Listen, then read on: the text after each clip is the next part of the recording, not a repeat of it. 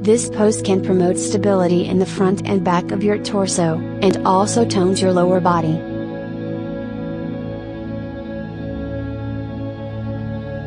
Start with the plank pose. Bring your left knee forward, and place your left foot on the outside of your left elbow. Drop your right leg on the ground, and try to sink your hips down. Hold this pose. Breathe regularly. Put your front heel directly under your knee. If it's too hard for you, place your hands down on the ground or put yoga blocks under your elbows.